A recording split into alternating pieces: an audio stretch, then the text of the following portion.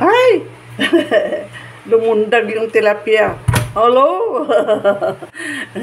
Joke lang. Good morning, everyone.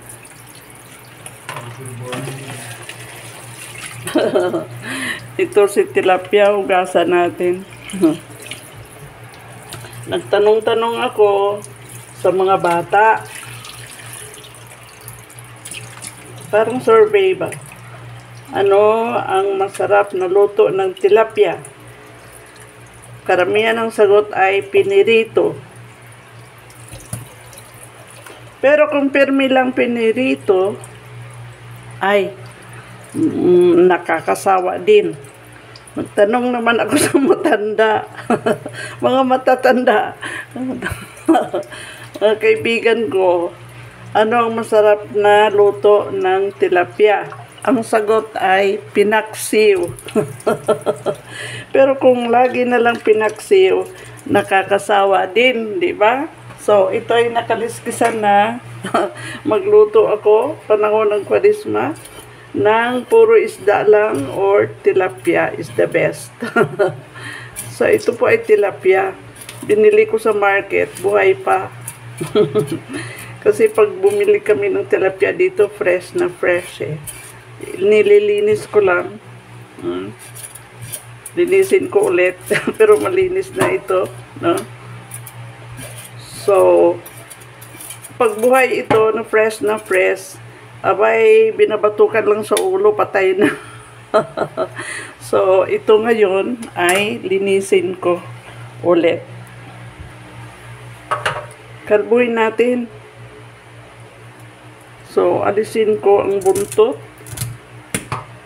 Disturbo ang buntot eh, no? Tapos yung mga ito. Yan. Sa kabila din.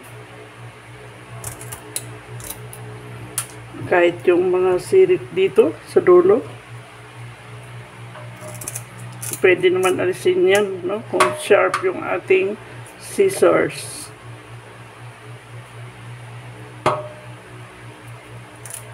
Ayan. So, malinis na sila. Hugasan.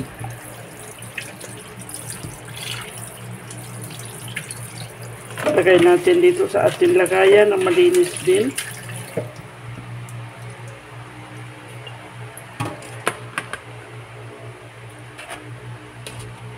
Ayan yung ating malalaking tilaps or tilapia. Ang gawin ko, kasi ito ay prituin ko ang bahagya lamang, hindi naman sobrang lutong-luto. So, lagyan ko siya ng hiwa dito, hiwa-hiwain ko. At magluto ako ng kakaibang luto. Kasi, mga few days before this, ay nagpaksiw naman kami. So, iwaan ko siya para papasok dito ang kanyang tunay na mga lasa-lasang luto. Ganyan lang. Same thing here. At ito ay bahagi akong iprito. So, pwede akong gumawa ng dalawang menu. Pero today, ay gagawa ako ng kakaibang luto ng tilapia. Okay, that's it. Finish. So, ready na siya for seasoning. Pero maglagay lang ako ng konting asin. Ayaw natin ng maalat. Yan, konti lang. Tapos siguro ay itong mga na-slice dito, lagyan natin ng konti din. Dito sa gitna. Para talagang pupunta dyan ang lasa ng ating mga seasoning. Kunting seasoning lang, hindi naman tayo mahilig sa mga seasonings. Kunting asin lang. And then, kunting pepper siguro. So, maglagay ako ng ito, pepper. Kunti lang. Yan.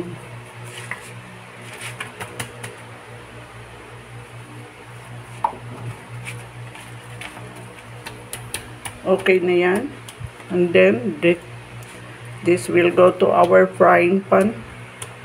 Na ang gamitin natin ay kunti lang na olive oil.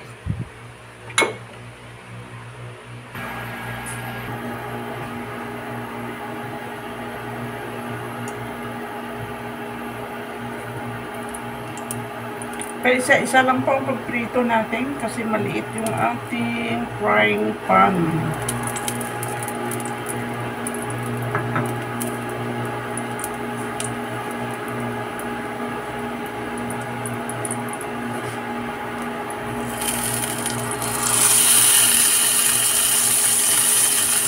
Ayan.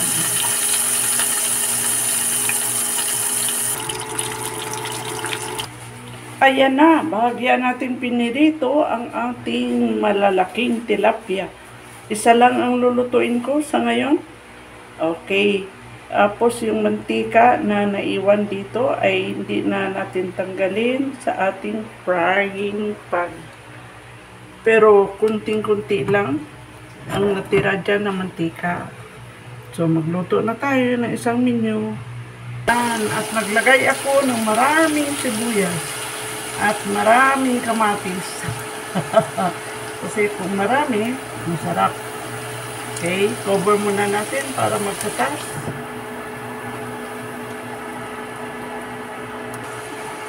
Ayan, magkakatas na. Maglagay ako ng konting patis. Cover ulit. Maglagay ako ng konting asin. Tingnan natin.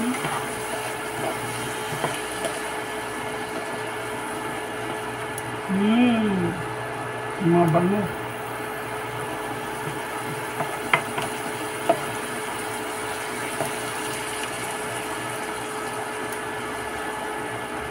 Ang lutuin natin maigi yung ating kamatis. Cover.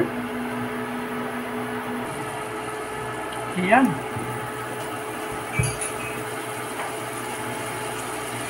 Ilagay ko yung aking carrots.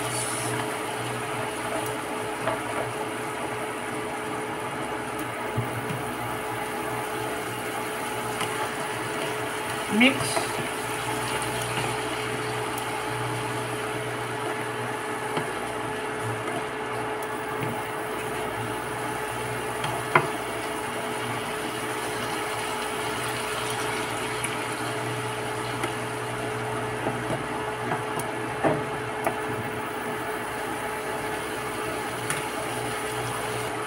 At maglagay lang ako ng kalahating tasa na tubig.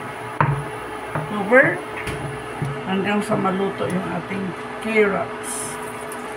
Ayan. Ilagay ko na yung aking tilapia.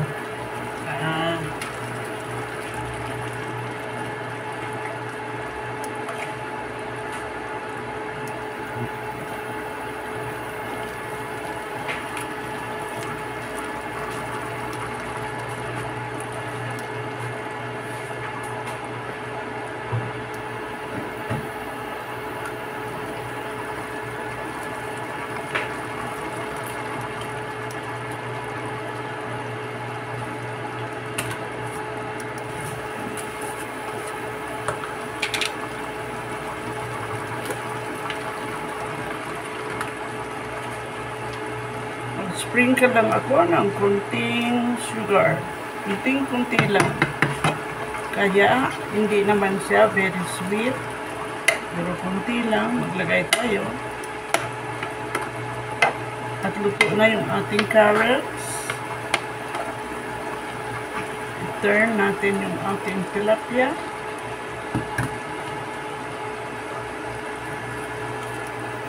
There.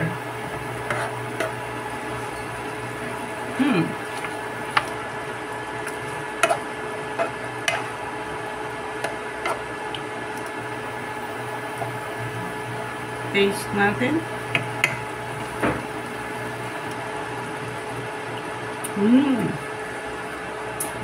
Sarap.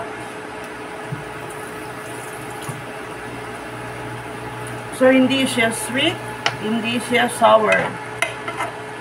Tamang-tama lang.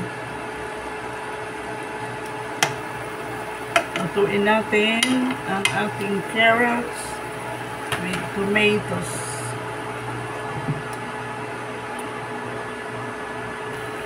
Ayan. Sarap. Mag-sprinkle lang ako nito. Ito po ay fried garlic. Added flavor at pabango.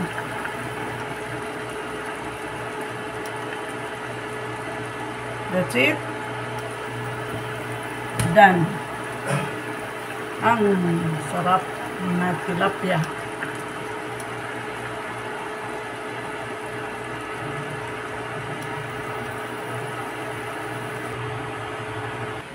At ito na po yung ating finished product, ang ating kinamatisang tilapia. Yan, ang sarap. Hindi naman po ito sweet, hindi naman po ito sour. Tamang-tama lang po yung ating timplada. Yan ang isang luto ng ating masarap na tilapia.